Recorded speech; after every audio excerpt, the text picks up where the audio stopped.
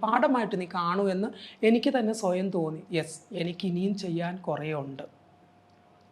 സ്കിന്നിനെ കുറിച്ചോ ഹെയറിനെ കുറിച്ചോ മേക്കപ്പിനെ കുറിച്ചോ ഒന്നും അറിയാത്ത എനിക്കിന്ന് സ്കിൻ അനാട്ടമി പച്ചവെള്ളം പോലെ ഒരു ഡോക്ടർ പറയുന്നത് പോലെ പറയാനറിയാം, പഠിപ്പിച്ചു കൊടുക്കാനറിയാം.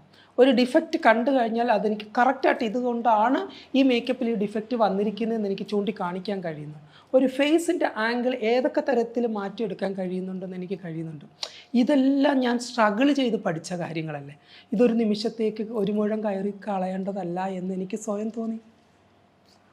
അതായിരിക്കാം എന്നെ ബാക്കിലേക്ക് കൊണ്ടുവന്നത്.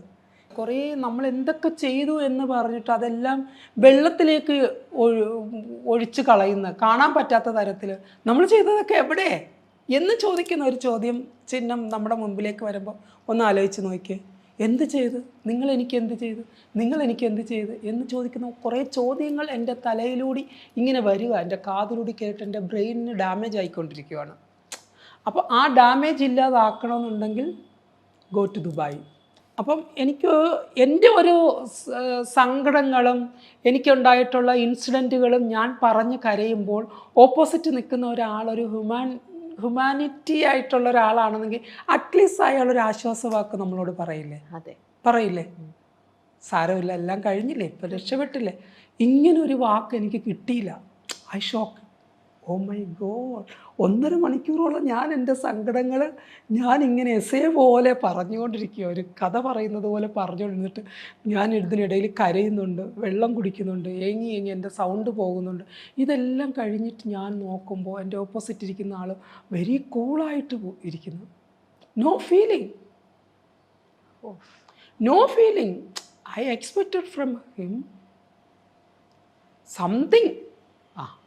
എന്തിനാ സങ്കടപ്പെടുന്ന? ഇപ്പം നിങ്ങൾ ആരാ? ഇതൊക്കെ കഴിഞ്ഞില്ലേ, അതൊക്കെ മായ്ച്ചു കളഞ്ഞേക്ക് എന്നൊരു വാക്ക് നമ്മൾ പ്രതീക്ഷിക്കുകയില്ലേ? തീർച്ചയായിട്ടും ഇല്ലേ?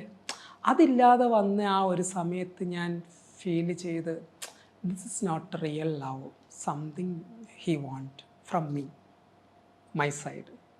യെസ്, അതായിരുന്നു റിയാലിറ്റി. അതൊരു മനുഷ്യനെ നമ്മൾ ചൂണ്ടിക്കാണിക്കുമ്പോൾ പോലും, നമ്മളത് പറയുമ്പോൾ പോലും ഒരു റിയാക്ഷൻ ഇല്ലെങ്കിൽ ഒന്ന് ആലോചിച്ച് നോക്കെ.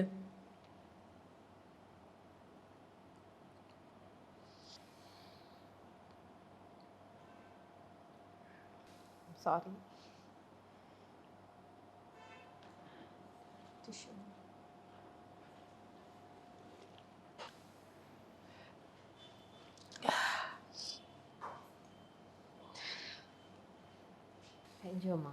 അല്ല, ഒരു മൃഗത്തിന് പോലും തോന്നും ആ സമയത്ത്, നമ്മൾ വളർത്തുന്ന ഒരു മൃഗത്തിന് പോലും. ഇവനിപ്പോൾ എൻ്റെ കൂസി, ഞാൻ സങ്കടപ്പെട്ടിരിക്കുകയാണെന്നുണ്ടെങ്കിൽ എൻ്റെ മുമ്പിൽ വന്ന് ഇങ്ങനെ പതുങ്ങിക്കിടക്കും, ഇടയ്ക്കിടയ്ക്ക് എന്നെ നോക്കും, യുനോ.